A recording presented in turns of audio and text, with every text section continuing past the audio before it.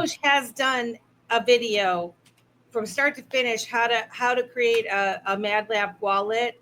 And then there's a second video where you teach them how to how's it on their own, like be their own server, right? Is that the second video? Yeah, the second video, which is half an hour, is how to set up a Docker. But there's also a README in there to set up a quick node, and then you don't even have to run it at all. But if you're like really wanting to geek out with security and be like, no, nobody, I'm going to hover over the whole planet and nobody's going to look at me, touch me, none of the things, Right. between VPNs and, you know, virtual machines or Raspberry Pis and USB sticks and MATLAB, and then your own WSS backends and stuff like that. This is the most malleable piece of clay ever released, period, in probably blockchain history. And I know that's a big claim, but tell me a wallet that gave you all of the code and the ability to make your own backend that nobody could ever take from you and did it all for free. There isn't one. So it's a bold claim, but it is backed up by just the facts of what it is. And we're going to have a show next. Well, was it the 27th? I think we're going to talk about security, and we're going to have a bunch of you guys on to talk about it. And one of the things that I think it's hard for people to wrap their minds around is why it's better to have an open source. Like you just said, you created it, it's out there. People can look at all your code, everything, right? Yeah, absolutely. Why is that better? Code. Yeah, it becomes their code, right? It becomes their code, so that'd be 1 point straight away. It's like as soon as you download it, nobody can take it from you, and you own it, and you can modify it. So that right there is massive, because a lot of people, they want to have ownership of things, and nobody will ever give them everything. Everything now is like, you even download your video games and you get a serial key, and you just want to play your game and you think you own it, and they're like, no. Mm-hmm.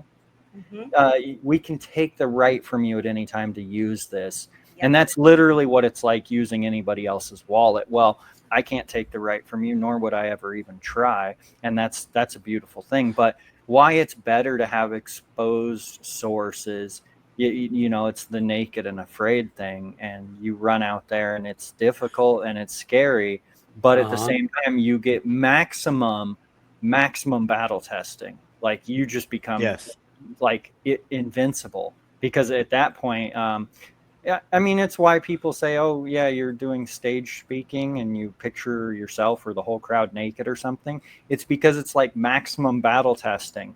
Everything that can mess around or try to get at it can see the code and try to mess around, right? So with that, the coolness of it is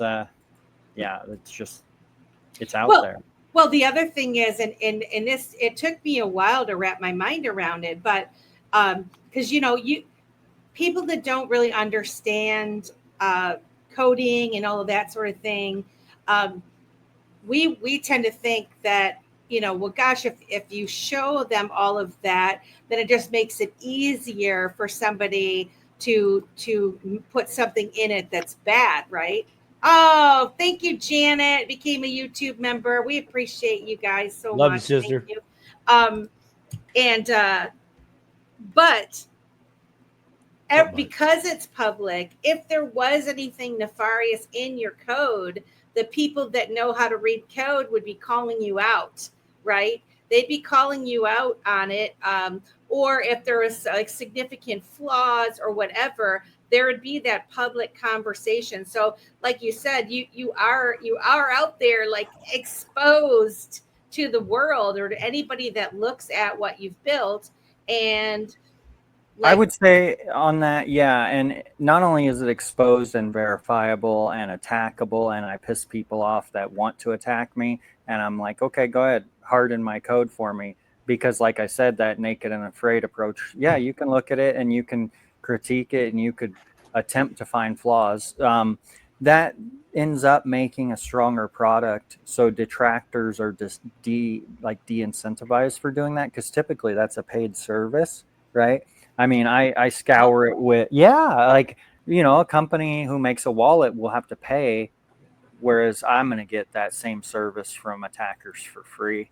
Yeah. So Well, we think about, and I you have are to, little because angry red panda. I've noticed that you're a little saucy. So you're provoking folks to I get am, pissed, right? I'm And talking now He's shit. a this provocateur. A it makes provocateur. sense to me now, because you're provoking them to try to screw with you and what you've created, and having them do the work.